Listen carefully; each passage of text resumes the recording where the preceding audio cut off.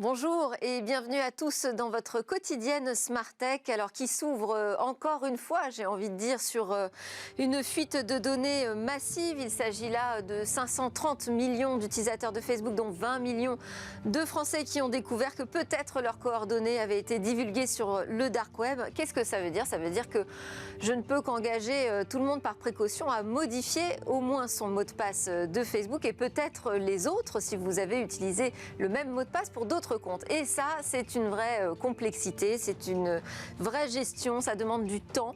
Et heureusement, on va ouvrir cette émission avec une nouvelle fonctionnalité d'un outil de gestion des mots de passe qui devrait largement nous simplifier la vie grâce notamment à l'introduction du machine learning dans ce logiciel de gestion. Et vous allez voir comment ce machine learning va s'immiscer petit à petit dans l'ensemble de nos logiciels. On en parle avec Daniel Glasman, un illustre, une figure de la programmation dans quelques instants. Et puis le cœur de cette émission, lui, sera consacré à l'hydrogène. On en parle depuis quelques temps aussi dans Smart Tech. Là, nous allons aller plus en profondeur sur la stratégie de l'État puisque nous aurons en plateau le ministre des Transports, Jean-Baptiste Djebbari. Et puis nous retrouverons notre rendez-vous avec les questions juridiques que pose le monde de la donnée. Est-il venu nécessaire de créer des professions réglementées autour de la donnée pour assainir cette économie numérique? Nous verrons cela tout à l'heure avec Mathieu Bourgeois. Et on conclura avec l'innovation du jour et Cécilia Sévry qui nous parlera d'un robot qui imite la pousse du haricot grimpant. Mais c'est pas juste une anecdote, ça ouvre de grandes perspectives d'innovation. Allez, tout de suite, place à l'interview.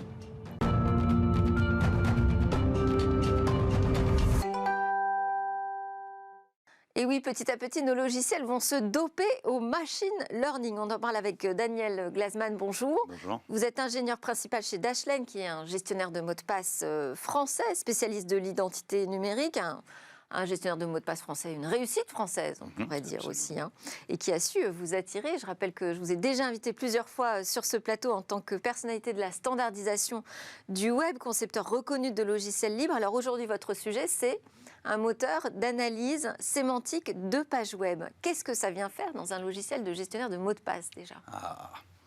Alors le moteur d'analyse sémantique de page web, c'est le cœur du gestionnaire de mots de passe. Tout navigateur web ou tout gestionnaire de mots de passe est obligé de reconnaître les formulaires que vous remplissez dans une page web pour vous connecter à un service, pour créer un nouveau compte, pour changer de mot de passe. S'il souhaite vous proposer de sauvegarder vos mots de passe pour vous ou de générer vos mots de passe pour vous, de mettre à jour vos mots de passe pour vous. Et cette reconnaissance des formulaires, elle est compliquée. Elle est vraiment très compliquée. Les navigateurs web ont en général des heuristiques relativement simples.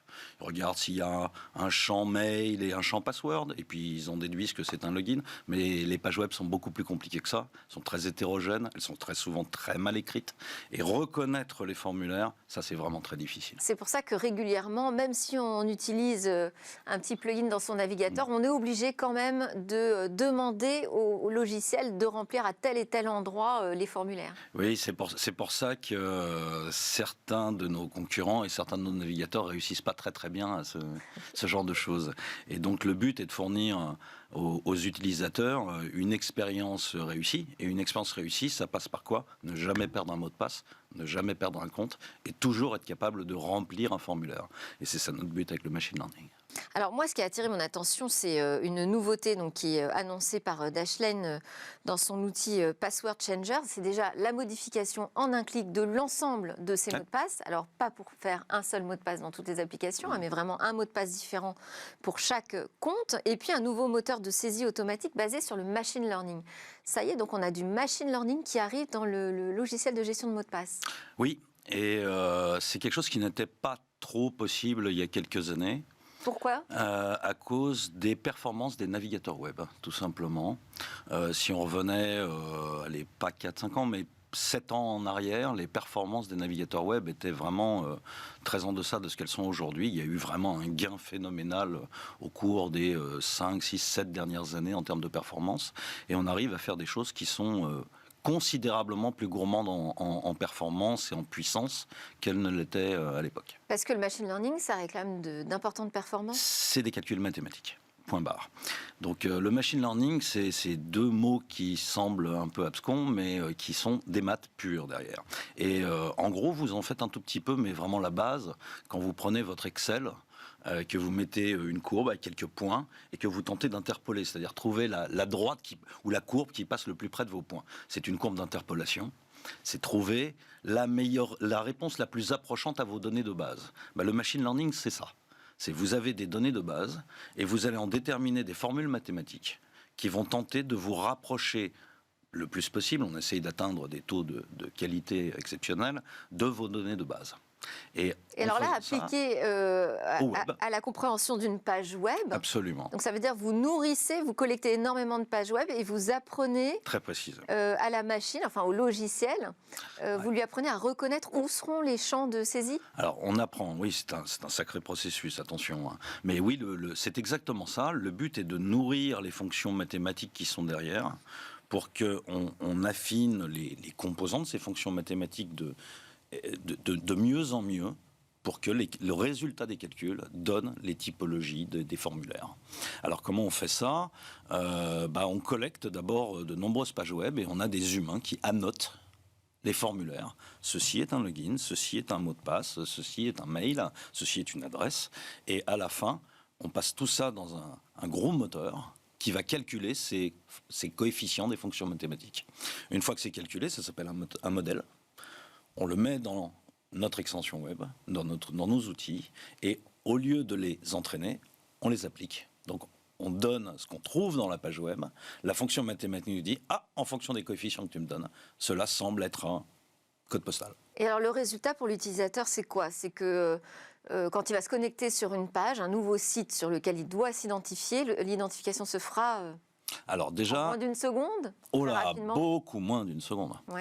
Le but initial, les buts initiaux de notre migration vers le machine learning étaient d'être considérablement plus rapide, de n'avoir beaucoup moins de maintenance humaine, parce que notre moteur précédent était plutôt un système expert, c'est-à-dire basé sur des règles éditées et créées à la main.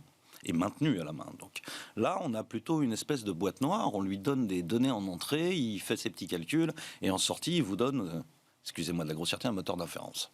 Donc il est capable de comprendre tout seul en fonction du contexte d'une page. Et on peut le corriger. Et on peut le corriger. C'est-à-dire si on lui donne plus de données ou qu'on ajuste quelques paramètres, on va être capable d'améliorer la compréhension des pages web. En termes de performance, on est capable de reconnaître un champ dans une page web en 180 microsecondes.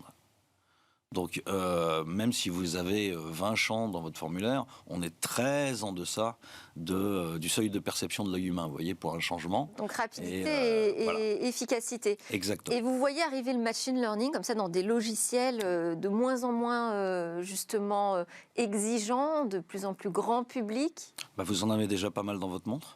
Oui, même si parfois elle a du mal à se mettre à l'heure, je dois dire, hein, Daniel. Je suis navré, les montres ne servent plus à donner l'heure. Mais vous en avez pas mal dans votre montre pour les algorithmes d'urgence, les reconnaissances du pouls et des alertes, les nouveaux modèles, la reconnaissance de la saturation d'oxygène, des choses comme ça. Pour l'e-santé, il y en a beaucoup. Et en termes de standardisation, on est en train d'évoluer grandement. Donc, les matériels commence à intégrer des puces dédiées au machine learning. Ça va changer beaucoup de choses. Ça change beaucoup la donne. Une marque américaine dont le logo est un fruit, que je ne vais pas citer ici, oui. Ces dernières machines ont une puce absolument dédiée machine learning, qui est...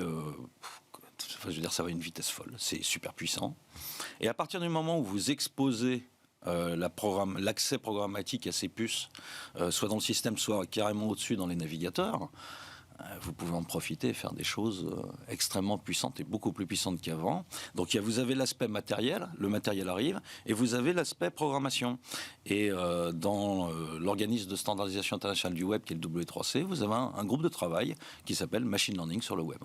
Donc dans pas longtemps, on est même déjà dedans dans les prototypes, mais vous allez pouvoir appeler directement ces puces, ou les cartes graphiques que vous avez dans votre ordinateur qui font aussi du travail très lourd, et leur envoyer des demandes de puissance considérables, ce qu'on n'était pas capable vraiment de faire avant. Donc on est à l'aube de quelque chose de vraiment nouveau. On est à l'aube de quelque chose de vraiment nouveau. Du côté des applications et des logiciels. Oui. Merci beaucoup Daniel Glasman. Vous êtes ingénieur principal, je le rappelle, chez Dashlane. Et donc on a enfin des outils qui vont nous simplifier la tâche pour la modification de l'ensemble de nos mots de passe.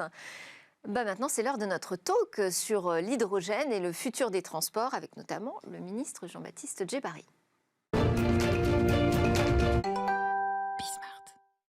Alors l'hydrogène de son petit nom H2 est-il l'avenir des transports? Nous en parlons avec Jean-Baptiste Djebbari, ministre délégué chargé des Transports, avec Pierre-Étienne Franc également. La dernière fois que je vous ai reçu, vous étiez encore chez Air Liquide et depuis, vous avez pris la tête de la création et de la gestion de 5T Hydrogène, qui est un fonds de financement pour des projets d'infrastructures à hydrogène propre. Nous avons également en vidéo avec nous Guillaume Crunel, associé en charge du secteur automobile et des mobilités chez Deloitte France. On va commencer ensemble, monsieur le ministre. Est-ce que, déjà, grande question, est-ce que l'hydrogène est la solution ultime, selon vous, pour décarboner de nombreux modes de transport? Bonjour à tous. Peut-être 2 points de réponse pour commencer. D'abord dire que l'hydrogène est une vieille molécule qui est très bien connue, qui a la particularité d'être la molécule la plus abondante de l'univers, mais qui n'existe pas à l'état naturel. Il faut donc la transformer. Ce seront toutes les questions techniques que nous aborderons peut-être plus tard. Et puis pour les transports, vous savez, les transports en France, c'est 30% des émissions de gaz à effet de serre. Donc, et essentiellement parce que les carburants aujourd'hui sont fossiles. Donc l'idée, c'est de défossiliser les transports. Ça passe par l'électrification et ça passe aussi par l'hydrogène. Il y a déjà plein de choses qui existent, on en parlera. Il y a des voitures qui roulent à l'hydrogène, des trains qui roulent à l'hydrogène, demain peut-être des avions légers puis des avions lourds. Et ce qui est sûr, c'est que, alors certains disent l'hydrogène est une nouvelle hors vert du XXIe siècle. En tout cas, il y a beaucoup d'applications possibles dans le champ des transports, notamment sur ce qu'on appelle la mobilité lourde, les trains, les cars, les bus, ou la mobilité un peu captive, comme les taxis, où on trouve là et je crois que monsieur en parlera tout à l'heure. Et donc oui, il y a un potentiel absolument considérable à l'hydrogène dans les transports, raison pour laquelle nous investissons massivement pour à la fois constituer la filière en amont, le produire l'hydrogène, et puis trouver les bons cas d'usage. Et puis bien sûr, faire en sorte d'accélérer cette transition, ça veut dire aussi de rendre l'hydrogène disponible au bon prix, parce que dans l'énergie et dans les transports, le vrai sujet, c'est d'arriver au bon moment du marché avec les bons prix pour que les transformations d'usage se fassent. Il y a pas mal de défis à relever et puis les grands pays se sont positionnés sur le sujet. Donc c'est important effectivement de voir quelle sera cette stratégie française. On va avancer là-dessus. On va déjà revenir sur l'hydrogène en soi, Pierre-Étienne Franc. Quand on dit H2, ça ne suffit pas. Il faut être un peu plus précis que ça. On a de l'hydrogène liquide, on a de l'hydrogène naturel. Oh là, oui, mais il y a il y a qu'une seule molécule et elle n'a pas de couleur. Par contre, beaucoup de gens lui donnent des couleurs parce que selon la manière dont on la récupère, dont on la fabrique, elle est plus ou moins décarbonée. Donc, la base de production de l'hydrogène aujourd'hui, c'est du blanc, bleu, vert. Alors maintenant, le blanc, vous venez de me l'apprendre. Bon, heureusement, blanc, c'est le naturel. J'ai compris, mais en fait, la première forme de production d'hydrogène aujourd'hui, c'est à partir de gaz naturel. On casse la molécule de gaz naturel, on fait de l'hydrogène et on émet du CO2. On a un bilan global de la production jusqu'à l'usage dans une voiture électrique qui reste meilleur qu'une solution à base de diesel, mais il faut capturer le CO2. Donc ça, c'est ce qu'il faut faire. Un certain nombre d'acteurs le font. Air Liquide le fait et d'autres. Ensuite, vous avez l'hydrogène vert, qui est la vision qui est portée par l'essentiel des économies développées, qui consiste à dire qu'il faut faire cet hydrogène à partir d'énergies renouvelables. On casse cette fois-ci la molécule d'eau par électrolyse, et c'est là-dessus que la France essaye de développer un grand programme de support de cette filière. Et puis vous avez d'autres couleurs en fonction de la forme d'électricité utilisée. Si c'est du nucléaire, on dit parfois que c'est du rose, enfin c'est quand même de l'hydrogène décarboné. Et alors l'hydrogène blanc, effectivement, vous m'avez parlé de ça il y a juste là, c'est effectivement, il se trouve qu'il y a un certain nombre d'endroits sur Terre où il y a des dégagements gazeux d'hydrogène qui s'est naturellement formé par des réactions géologiques en géologie profonde. Et donc là, le travail est fait, le travail est fait, enfin, il faut quand même le récupérer, il faut le purifier, il faut qu'il soit aux bons endroits, parce que s'il est dans des endroits où il n'y a pas de demande, au milieu d'une vaste plaine, ensuite il faut des tuyaux, enfin il y a toute une complexité technique, mais si demain on trouve des gisements qui sont proches de points de consommation, peut-être qu'il pourrait y avoir un avenir à cette solution, mais ça reste très expérimental, je dirais, aujourd'hui, par rapport à ce qu'on essaie de faire sur l'hydrogène renouvelable. Je voudrais dire peut-être un mot sur les transports. Pour reprendre ce que disait le On va ministre, en dire plus qu'un. on est dans la France rejoint une dynamique en cours. Et la chance de la France, c'est d'avoir mis en place un programme qui soit transversal, systémique, c'est-à-dire de à la fois produire de l'hydrogène décarboné ou vert et de développer les usages. L'Asie a beaucoup plus de développement dans les transports aujourd'hui. Il y a plus de 20 000 véhicules qui tournent dans le monde, dans la moitié en Asie, plus de 6 000 camions et bus, il n'y en a que 500 en Europe. Mais l'Asie a beaucoup focalisé ça sur l'aval, aider les transports, et pas encore beaucoup sur l'amont. Nous avons la chance d'avoir une vision systémique qui est, à mon avis, très cohérente avec le rôle que l'hydrogène... Et l'amont, c'est ce qui permet de faire de l'hydrogène vert. Absolument. Vert ou bleu. Bleu. Alors, et de la décarboner, parce que c'est ça le sujet. Le bilan carbone global, c'est bien comment vous le produisez, et puis les rendements, et puis le prix, et comment vous les utilisez. Et c'est vrai que certains pays vont plutôt à l'aval pour finalement solidifier le cas d'usage. Exactement. Alors que nous avons une vision totalement systémique, ce que disait très bien monsieur. Et ce que nous voulons, c'est aussi positionner les acteurs français de la filière industrielle comme des leaders mondiaux.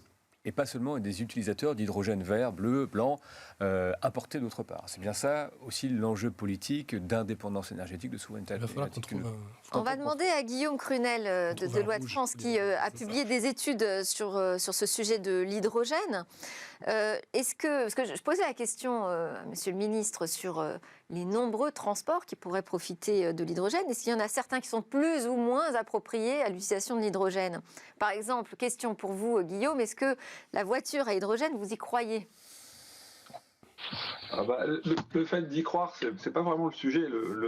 La vraie question qui est posée avec ces modes de stockage d'énergie de substitution, c'est plutôt quand. On peut croire à beaucoup de choses. Moi aujourd'hui, et ce qu'on voit, c'est que les cas d'usage les plus proches, ceux qui vont plus nous toucher, sont bien ceux liés au transport. Le ministre l'a dit, on est d'accord avec ça. Le transport longue distance, les régies de transport public. Là, je vois des taxis donc qui ont la particularité de pouvoir venir se faire le plein de manière autour d'un même point nodal. Donc il y a beaucoup de choses qui peuvent se faire assez rapidement. Ça c'est très important, et c'est important que la France se positionne avec ses acteurs en tant que leader, ou en tout cas collabore avec les leaders sur le sujet. Sur la voiture individuelle, là c'est plus compliqué pour des raisons de distribution, d'équation économique. Il faut mettre l'hydrogène se transporte quand même plutôt moins bien, donc il y a un problème de granularité des réseaux de distribution. Il y aura pas des pompes partout tout de suite. Donc la voiture, je dirais, pour après-demain, et pour les transports à la fois publics et sur longue distance, probablement demain. Voilà, c'est comme ça qu'on le voit aujourd'hui. Alors, moi, j'ai lu aussi que l'équipementier automobile français Faurecia voulait se positionner pour devenir un champion national de l'hydrogène en produisant des réservoirs dédiés. Donc là, il est très en amont, alors. Mais je pense qu'on a quand même une chance en France, hein. C'est que on a potentiellement, en tout cas, on a des acteurs sur toute la chaîne de valeur de l'hydrogène. C'était rappelé par Pierre-Etienne et par le ministre. C'est quelque chose qui est important. On a une forte histoire avec cette molécule. Le vrai enjeu d'aujourd'hui, c'est de comprendre le fonctionnement systémique, hein, vraiment de la production jusqu'à la distribution, d'en créer les cas d'usage et d'être capable de positionner nos acteurs sur l'ensemble de cette filière. Ça, c'est un vrai enjeu de souveraineté pour les années qui viennent. Le jeu est encore ouvert, et il est vraiment important qu'on puisse, en France et en Europe, affirmer cette capacité à apporter des solutions dans la mobilité de demain. C'est quelque chose qui sera probablement pas, je dirais, l'alpha et l'oméga de la mobilité de demain, mais en tout cas, ça aura sa place au même titre que d'autres, et là-dessus, il reste une carte à jouer. Jean-Baptiste Djebbari, vous vouliez réagir là-dessus sur Non, je réagissais à Faurecia. Je suis allé il n'y a pas très longtemps justement pour voir les systèmes de stockage d'hydrogène qu'ils conçoivent en plateforme et qu'ils vendent d'ores et déjà, notamment pour la mobilité la plus lourde. Et dire qu'on a déjà beaucoup, mais ça a été dit par deux acteurs autour de la table, d'acteurs français références sur la production d'hydrogène. Ça a été cité évidemment Air Liquide, la production, McPhy, les piles à combustible, Faurecia, les systèmes de stockage. Et puis on a évidemment dans le champ de la mobilité, Alstom, ce train à hydrogène. On a évidemment toutes les initiatives qui sont faites sur les... La SNCF aussi qui s'est engagée sur des commandes. Absolument, ça doit être il y a un mois maintenant à Auxerre, nous avons fait la première commande de train à hydrogène. étant... Ce seront des TER? Ce seront des TER qui vont rouler effectivement en Bourgogne-Franche-Comté, puis partout en France. Et j'ai demandé à Jean-Pierre Farandou, patron de la SNCF, d'accélérer ce plan de déploiement. Parce que ce qu'il faut bien comprendre, c'est que les nouvelles technologies, on a des barrières à l'entrée, tout ça coûte beaucoup plus cher. Et pour rendre le prix accessible aux usagers, il faut massifier la production. Il faut développer les infrastructures, ça a été le propos sur les bornes de recharge à hydrogène.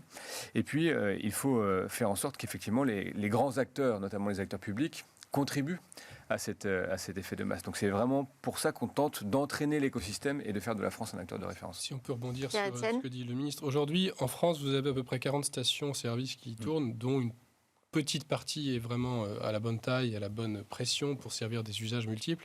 Le plan français, c'est d'arriver à 1000 stations dans 10 ans. Sur les recharges, juste une question. On recharge rapidement, ça? On recharge. Alors oui, on l'a pas dit. Pourquoi est-ce que c'est bien l'hydrogène? Parce qu'on recharge, on fait un plein en 3 à 5 minutes. Et on a une autonomie qui va de 5 à 700 km.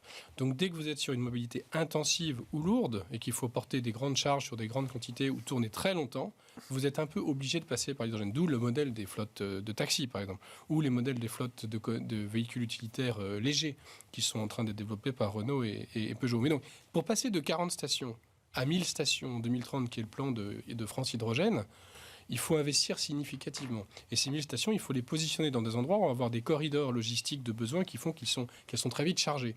Alors on a plus de 7 milliards quand même de l'État sur l'hydrogène. Sur l'ensemble de la filière, sur les appels à projets territoriaux. D'ici 2030, D'ici 2030. Et c'est important de comprendre que cet argent, alors on a de l'argent aujourd'hui en Europe, le système financier est tel qu'il est, on a de l'argent dans l'économie, on a évidemment...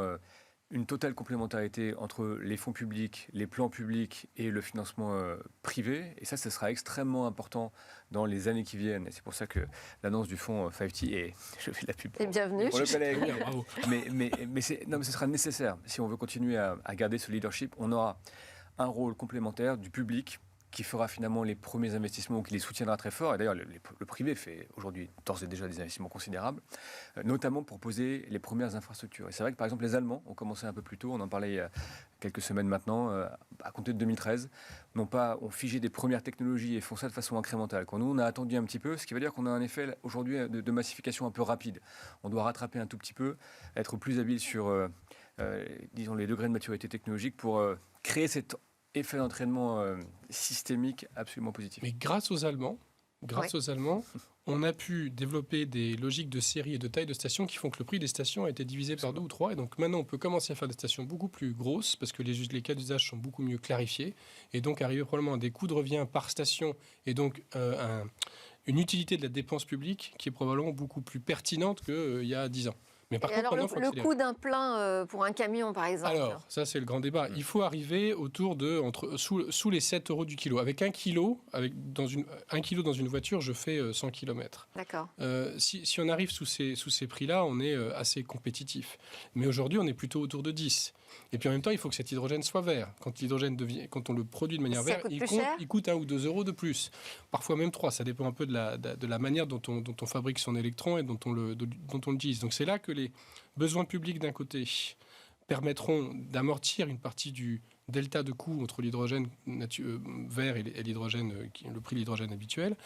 Et deuxièmement, qu'il faudra effectivement que les agents financiers aident à développer ces projets à l'échelle pour partager les risques avec les industriels qui ne peuvent pas prendre tout seuls les masses considérables d'investissements qu'il faut faire. La taille du fonds que vous créez ? Alors, on ambitionne un fonds d'1 milliard d'euros. On ambitionne un fonds qui ne va pas uniquement servir à la France, qui a pour objectif de servir à tout un tas de géographies qui sont motivées pour développer l'économie de l'hydrogène et qui va accompagner les acteurs sur l'ensemble de la chaîne de valeur, de la production d'hydrogène vert à base d'électrolyse jusqu'à son usage dans les transports, en participant en actionnaire minoritaire dans des projets qui seront construits par l'écosystème français, européen, américain et autres. On a des premiers investisseurs américains qui ont annoncé leur soutien et on espère bien sûr en avoir d'autres, des acteurs européens, asiatiques dans les semaines et les mois qui viennent. Guillaume Crunel, comment se prépare le secteur que vous fréquentez, vous, au quotidien, autour de la mobilité, à l'arrivée de cet hydrogène? Et cette question, vous l'avez soulevée, de l'enjeu de souveraineté pour l'Europe. Je dirais que de manière générale, l'hydrogène est rentré dans je dirais, les perspectives à moyen terme de l'ensemble des acteurs. C'était pas le cas il y a 5 ans, hein, on peut tout à fait clair là-dessus. Donc il y a une bascule qui est en train de se faire. Elle se fait avec les contraintes environnementales. La période actuelle aide aussi. Donc on voit apparaître un certain nombre de projets et sont dans les feuilles de route de l'ensemble des constructeurs. On les positionne de manière un peu plus lointaine quand il s'agit de véhicules individuels, en tout cas pour un déploiement massif.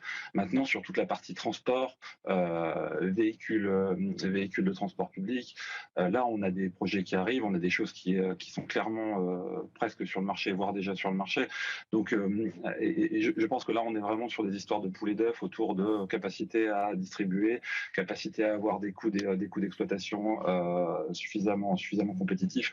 Le nerf de la guerre dans le transport, c'est clairement le coût de revient au kilomètre. Donc, il y a vraiment une question autour de faire baisser le coût de l'hydrogène, si possible, faire baisser le coût de revient des bornes.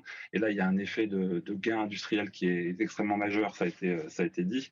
Et puis, s'assurer d'avoir les bons cas d'usage et la bonne distribution logistique. Et c'est pour ça que quand on parle de transport, l'important, c'est certes le territoire national, mais c'est aussi l'Europe, puisque les transports traversent l'ensemble de ces territoires. Nous, on a fait notre étude, on pense qu'avec 600-700 bornes correctement placées en Europe sur les grands réseaux, on peut assurer une correcte fluidité des transports lourds au moins routiers en Europe. C'est un investissement de 5 ou 6 milliards d'euros en aval de distribution. Ce sont des choses qui sont à portée de la main, que les acteurs ont en tête, et il est important que ça arrive assez vite. Et vous voyez l'écosystème, les constructeurs qui investissent aujourd'hui sur l'hydrogène ? Vous avez un certain nombre d'accords qui ont été rendus publics récemment entre des acteurs de l'hydrogène et puis des acteurs automobiles. On peut toujours penser que ça va pas assez vite. Maintenant, il faut se dire que les premiers, si on pense aux constructeurs automobiles, l'automobile, ça va venir, mais ça va venir un petit peu après. Il faut créer les structures, il faut créer des cas d'usage, et c'est d'abord le transport public. Et là, il y aura des choses. Oui, d'ailleurs, j'ai cité le cas de la SNCF et du TER, donc qui va se substituer au TER qui tourne encore au diesel sur les parties non électrifiées du réseau. Mais il faut attendre quand même 2025. Ça prend du temps. Oui, alors deux choses qui sont intéressantes, c'est que vous dites les parties non électrifiées du réseau, mais c'est 50% du réseau TER qui est non électrifié. Donc aujourd'hui, effectivement, les TER roulent au diesel, pour faire simple, peut-être demain avec un peu de bimode, diesel et batterie, mais ce qui est sûr, c'est qu'il y a là un marché, un cas d'usage qui est particulièrement pertinent. Et pourquoi il faut attendre 4 ans ?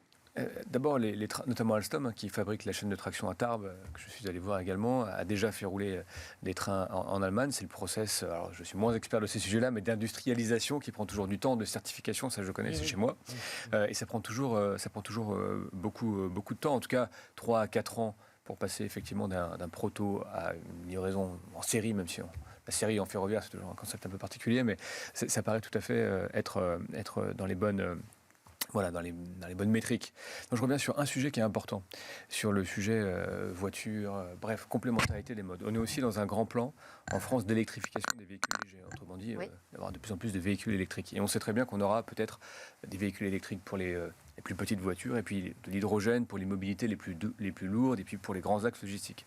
Tout ça, de toute façon, va nécessiter beaucoup d'électricité. On a fait les calculs à 2035, à 2050, avec des taux de pénétration des véhicules légers électriques importants, et puis des taux assez conservateurs finalement pour la mobilité la plus lourde. Et les chiffres qu'on a, et c'est assez consensuel d'ailleurs avec les chiffres que donnait François Bayrou, qui s'occupe un peu des mêmes sujets au commissariat au plan, c'est qu'on aura besoin de 33% d'électricité en plus par rapport à ce qu'on produit d'ores et déjà aujourd'hui.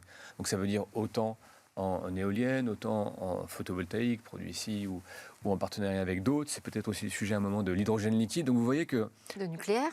Du nucléaire, évidemment. Vous voyez que ça remet en cause toutes les conceptions, en tout cas toutes les politiques qui ont eu cours jusqu'à présent, parce qu'on est vraiment, de ce point de vue-là, pour les transports, pour l'énergie, dans une révolution qui s'amorce, et en tout cas dans une transformation de la feuille de route publique, en quelque sorte, que nous devons nous donner pour la suite. Si je peux ajouter un point, l'intérêt de l'hydrogène dans cette histoire, c'est qu'il permet de totalement dégouloter l'usage du renouvelable.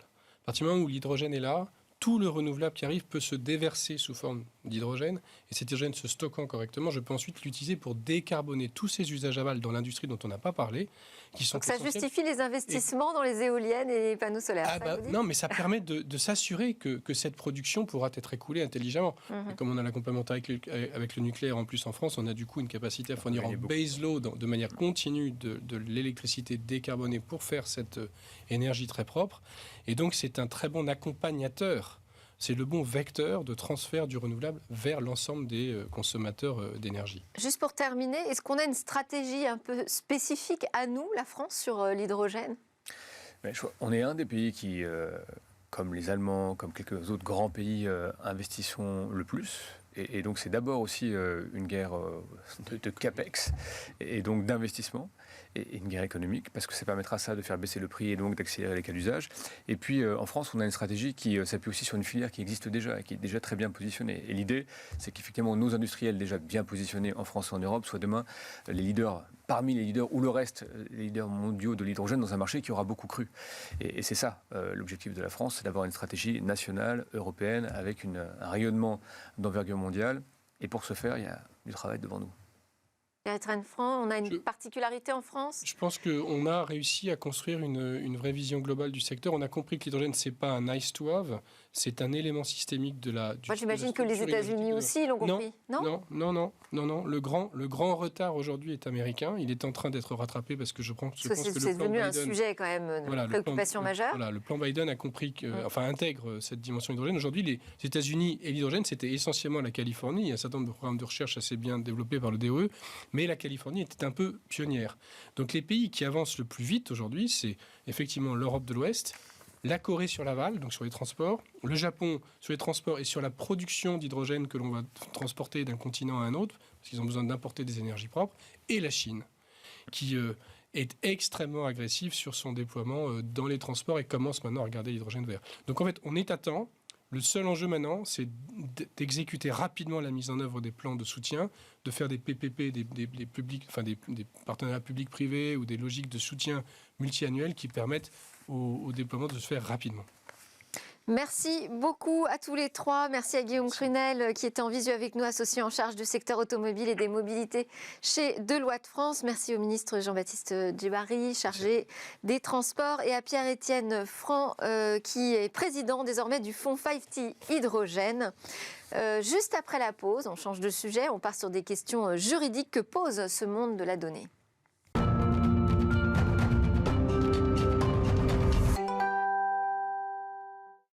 Nous sommes de retour sur le plateau de Smartech pour notre rendez-vous avec le monde de la donnée et Mathieu Bourgeois, avocat associé chez Klein Vénère, auteur chez LexisNexis et cofondateur du think tank Le Cercle de la Donnée. Bonjour Mathieu. Bonjour.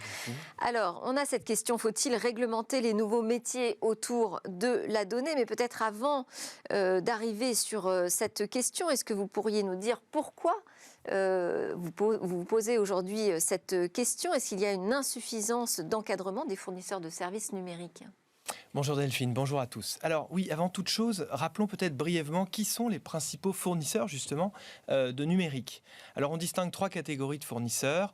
Les premiers, bien sûr, ceux que tout le monde connaît, les fournisseurs de produits, c'est-à-dire les fabricants de matériel, de hardware, et les fabricants de logiciels, les éditeurs de logiciels. Cette première catégorie, historiquement, ce sont des industriels américains qui ont évolué dans un contexte d'après-guerre et de croissance néolibérale, enfin très, très libérale, et donc très peu régulée. On pense bien sûr à IBM, Microsoft, les pionniers du numérique, enfin de l'informatique à l'époque, qui étaient très peu régulés et qui, quand ils sont arrivés en Europe, se sont retrouvés sur un marché très peu régulé. Ensuite, et ça c'est beaucoup plus réparti en Europe, les fournisseurs de services numériques. Vous savez, ceux qu'on appelait les SS2I et qui depuis quelques années sont dénommés les ESN, les entreprises de services numériques. Alors en France, pour le coup, ça représente un gros contingent puisque on dénombre à peu près 530 000 employés, 56 milliards d'euros de chiffre d'affaires, plus de 2000 entreprises, donc c'est un gros écosystème. Et là encore, ce sont des professionnels qui sont peu régulés régulés, hormis pour certains secteurs, parce qu'on les a historiquement rattachés à la profession de la prestation de services, et donc ils ne sont pas particulièrement régulés. Et puis enfin, les troisièmes qui sont arrivés au tournant des années 95-2000 sont les intermédiaires techniques de l'Internet. Les plus connus d'entre eux, bien sûr, les hébergeurs et les plateformes. Ceux-là sont très peu régulés là aussi, puisque sous influence un petit peu américaine, début des années 2000, on leur a laissé un champ très libre et avec un principe de responsabilité allégé. Ce qui est en train de changer. Qui est en train de changer, vous avez raison, en ce moment même d'ailleurs. Alors ces acteurs, c'est ma thèse en tout cas, sont trop peu régulés je pense. Et le problème, un des problèmes, il y en a plusieurs, mais un des problèmes, nous pouvons constater une certaine cyber-insécurité. Alors la cyber-insécurité, elle se manifeste il y a quelques semaines malheureusement de manière dramatique avec l'incident d'OVH. Donc on voit bien la perte de données, on peut se poser la question de savoir si des entreprises comme OVH ne devraient pas être plus régulées, ne devraient pas avoir davantage de comptes à rendre ex ante, c'est-à-dire en amont, peut-être des précautions techniques, des audits techniques peut-être, un peu comme les banques si vous voulez, avec des réserves, vous voyez, des règles prudentielles. On voit aussi, et ça c'est vrai que dans ma vie d'avocat malheureusement je le déplore souvent, on voit beaucoup d'entreprises qui, pour se moderniser, eh bien, si vous voulez, souscrivent à des grands projets informatiques, et là c'est un petit peu la roulette russe par moment, c'est vrai, elles tombent sur des entreprises, des fournisseurs de services numériques qui ont des aptitudes ou des compétences ou même parfois une probité douteuse. Et ça, c'est un problème qui, à mon avis, doit être réglé par le fait que l'État, je pense, en tout cas c'est une proposition, devrait réguler un petit peu à l'image du droit et du chiffre, au 19e et 20e siècle, qui ont été très régulés, devrait réguler probablement ces professionnels. Alors justement, c'est tout le cœur de votre propos. Donc vous faites ce constat et l'une de vos propositions consisterait à créer des professions réglementées autour de la donnée. Alors déjà, à quel type de profession pensez-vous? Parce que beaucoup travaillent aujourd'hui avec la donnée. Et deuxième question, les initiatives du Parlement européen n'en prennent-ils pas le chemin déjà? Alors, c'est vrai que mes premières propositions, les initiatives récentes, effectivement, en prennent le chemin. La première proposition, c'est de créer un commissariat à la donnée à l'image, très exactement, du commissariat au compte. On peut constater aujourd'hui que la donnée devient une monnaie d'échange, devient un asset de l'entreprise, une valeur, de la même manière que les fonds, finalement. Et donc, le chiffre peut être tout à fait transposé au numérique. Et le commissaire à la donnée pourrait tout à fait contrôler annuellement le système d'information, la comptabilité numérique, contrôler la régularité des traitements de données, révéler aux autorités publiques les éventuels manquements, et peut-être qu'au-delà d'un certain seuil de détention de données, il devrait y avoir une obligation de reddition de comptes. Il devrait aussi y avoir, à mon sens, des auditeurs d'intelligence artificielle ou des auditeurs numériques qui pourraient contrôler l'explicabilité des algorithmes pour éviter les effets boîte noire, la régularité et peut-être aussi même l'éthique. On pourrait imaginer des robots éthiciens. Ça, c'est la première proposition. La deuxième, c'est que pour les entreprises de services numériques, je pense qu'il faudrait imposer le titre d'ingénieur numérique. Je pense qu'il faudrait peut-être créer d'ailleurs ce titre. Je sais qu'ingénieur numérique, il faudrait peut-être le créer et l'imposer de la même manière que pour professer le droit, il faut être titulaire d'un diplôme, une maîtrise à minima, enfin un M2 aujourd'hui. Et puis la troisième proposition, c'est que pour certains acteurs systémiques comme les plateformes, il faudrait probablement leur imposer des règles prudentielles, des déclarations vis-à-vis des autorités, notamment lorsqu'il y a concentration, etc. Et ça, c'est pour finir sur votre deuxième partie de question. Effectivement, il y a 2 textes à l'étude en ce moment au Parlement européen.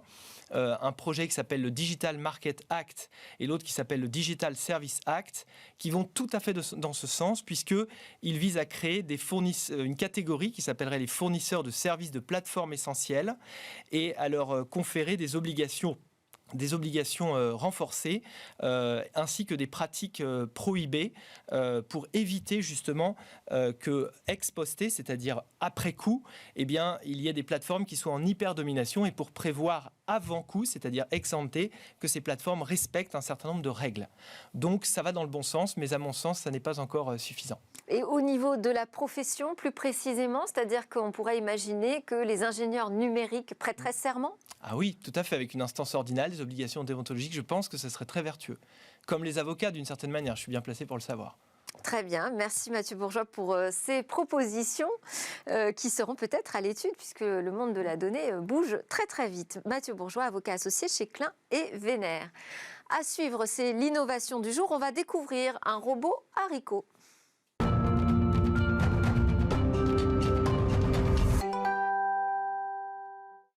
À À quoi ressemblera demain chaque jour? Cécilia Sévry nous en livre un aperçu grâce aux trouvailles qu'elle fait sur le web.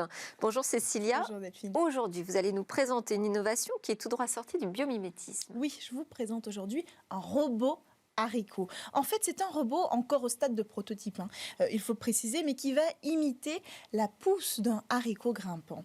Parce qu'un haricot grimpant, il s'enroule autour d'un support vertical, comme une corde ou une tige, et bien pour pouvoir pousser vers le haut, en utilisant ces pouces qui sont sensibles et qui vont détecter le support à suivre. Et donc, des chercheurs de l'Université de Géorgie ont décidé de s'en inspirer pour créer un robot pensé pour les endroits étroits, les endroits difficiles d'accès. Donc, ce serait la solution idéale. Et de quoi est-il constitué? Alors, en fait, c'est un robot complètement mou. Pour protéger sa structure, il y a du silicone imprimé en 3D qui fait 7 cm de long environ. Et puis, à l'intérieur, il y a d'abord un canal souple avec une fibre optique pour transmettre les données numériques. Et puis, autour de cette fibre, il y a un canal pneumatique par-dessus qui est enroulé en hélice autour de la fibre optique. Et donc, vous l'aurez compris, puisque c'est un canal pneumatique, ce robot, il va fonctionner grâce à l'air comprimé tout simplement. Et donc, c'est une solution assez simple qui va permettre une coordination du mouvement extrêmement simple, et ça c'est très pratique pour toutes les utilisations. Et alors comment sait-il qu'il doit avancer par exemple? Grâce à un capteur, un capteur va reproduire le même effet que, vous savez, ces pouces sensibles autour du haricot ou dans notre végétal grimpant, qui va reconnaître l'objet autour duquel s'enrouler et qui va s'enrouler parfaitement.